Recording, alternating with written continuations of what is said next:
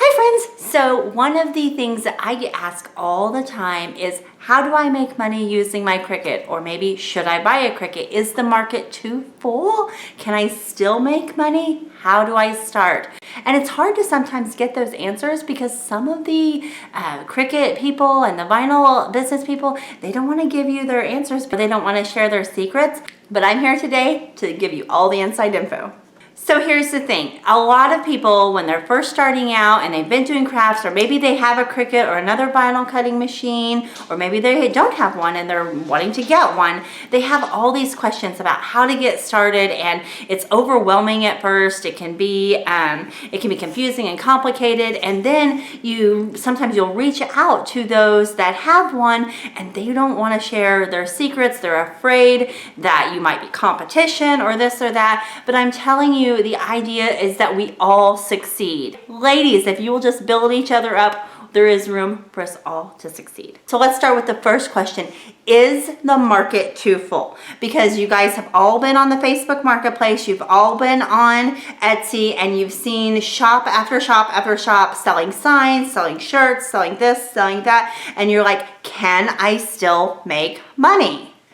To simply answer the question, yes, yes, yes, yes. Yes, you can. And it's really not that hard. My biggest tip is to find whatever you're good at. Find your thing. So I do a lot of little crafts and a little bit of here and there and everything. But one of the things that I focus on is that my husband is a woodworker. He builds things. So one of the things that I like to focus on is things that I can build and Cricut or vinyl, or maybe I'll use it, make a stencil or something like that, to put our two hobbies together. And that's something that not every other vinyl business can offer. Some of them don't have the access to the tools or the woodworking tools and things like that. So that's just not something that they offer a lot. Some do, and that's okay. Some might specialize in t-shirts.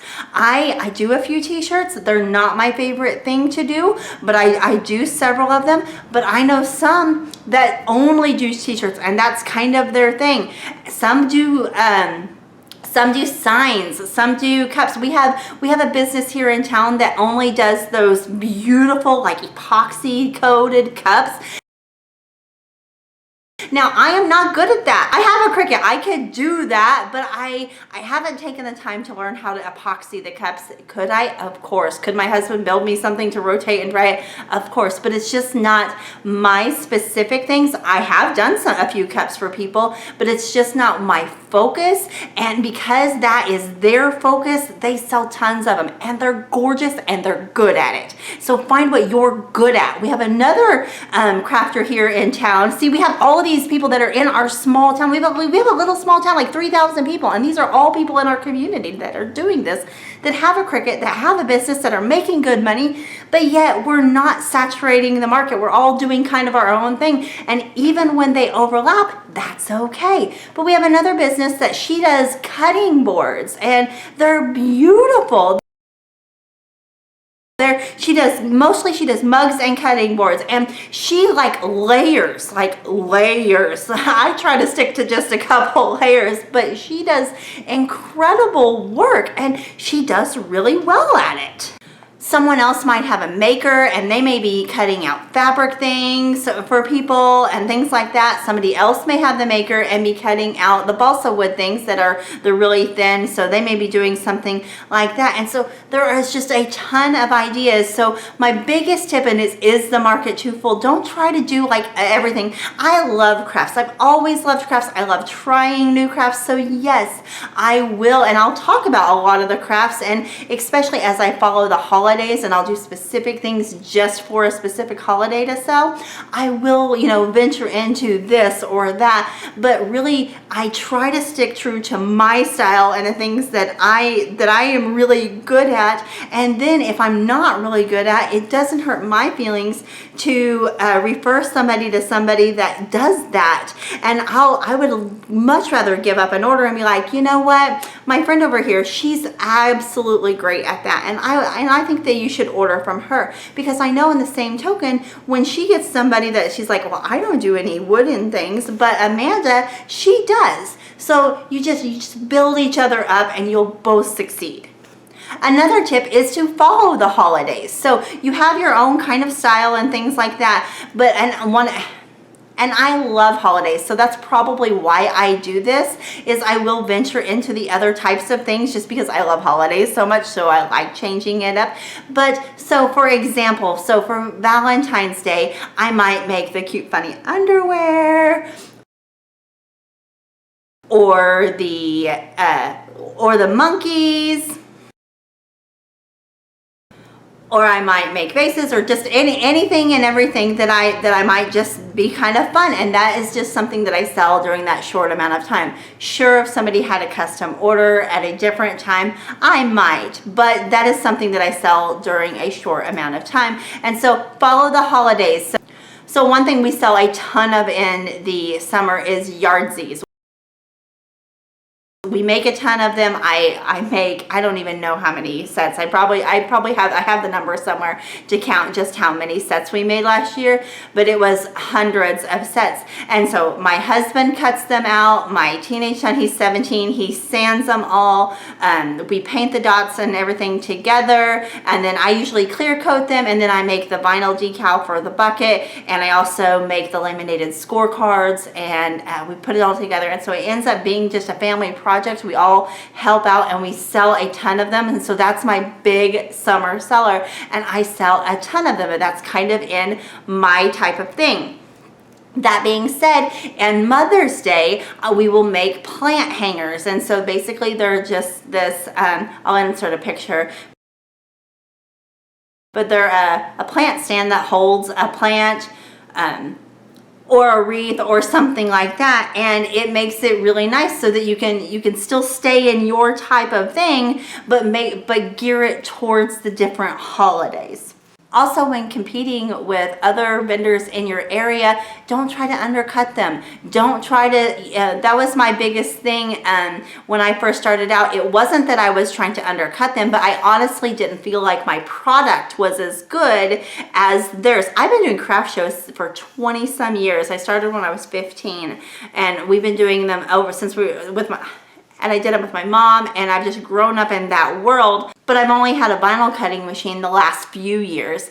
And when I first started out, I felt inadequate. I didn't feel like my products were as good as somebody else, so I didn't charge as much. And then I had to raise my prices once I got better. So now what I do is I try to just, play with some few things if I'm like testing out a product for myself or friends or family and things until I get good at it, and then I'll list it for sale. But honestly, if somebody else has shirts for $20, sell them for $20. If somebody else is selling something, just try to keep your markup. Maybe you can reach out to them and say, I'm going to offer it for this. What do you think? Just talk to them and just try. It doesn't mean that you can't sell it for a few dollars under, but make sure you're in about the same price point. The next big question, where do I sell? So there's a lot of places you can sell. Facebook online marketplace is a big one. It's probably my biggest one. People come to me that just know me, friends, family, and that have just kind of expanded from that. And then I list things on the Facebook marketplace, the online yard sale groups and things like that. And I get tons of orders. And that's where I really sell a lot of my holiday type things. When I sold the plant stands, like I said, at Mother's Day. And I took an entire truckload to Walmart one day and met them in the parking lot because I had so many orders. And the same with yardsies and things like that and I try to set a very specific meeting day and meeting place, because if you're driving and meeting somebody for just one item, it can kind of you just really work into that profit. So I might say, okay, everybody who ordered this, I'm meeting Saturday at 10 o'clock. And so that kind of works to be able to set a 1 or 2 days a week to meet them. The next place is Etsy. You guys have heard about Etsy. It's scary to have an Etsy shop. How do I start an Etsy shop? Is it expensive? Etsy is great because it's really inexpensive. There's not a lot of seller fees. There are some, but it's really, really affordable. And they list for a long time, unlike the days of eBay. And I know that eBay things have changed. I haven't sold on eBay in years, but it's really, really affordable. And you can kind of, try out the market. you have to be really careful with Etsy to not violate any copyright or trademark laws. Now you should be careful of that all times, but especially on Etsy, because you could get banned and you can get your shop taken down. So just be really, really careful not to be violating any copyright or trademark laws. And you'll need to look up those for yourself. But a good rule of thumb is that if it's copyrighted or trademarked, you cannot sell it. You can make it for yourself most of the time, but you cannot sell those things that are copyrighted or trademarked. So just be really cautious of that, and just start out. And if you're worried or whatever, just do really generic, basic things that you design yourself, and you'll be fine. So how do I start? Where do I start? I'm ready. I've got my Cricut. I'm making some things. How do I start? So the easiest place to start is literally by making things for your friends and family. Now, I am a police wife. You guys all know that if you've watched any of my videos. And so we have a pretty small police department. So I often make the officers gifts. If I am trying out a new way to do cups, when I was trying out glass etching, when I was trying out vinyling on stainless steel cups, when I was trying out blankets, when I was trying out a lot of things, I would make them for our officers as a gift, or I would make one for a couple of my friends, or I make something for my husband, or I would make something for my kids. And then I posted it on Facebook and it was like, look at what I made. And then people are like, oh my gosh, I want one too. And so that's how you can start real easy, and then you're not out any extra money, because it's really hard not to be out money. You're like, oh, I made this and now nobody will buy it. So if you'll make it for yourself or for somebody that you know as a gift, that's a good way to fill your portfolio with different ideas and different designs and things that you can make. So just start out making a few things for you and your family and your friends, and you will, in no time, you will have a beautiful collection of things that you are good at and ready to sell. I hope this answered some of your questions about how to start your own vinyl business.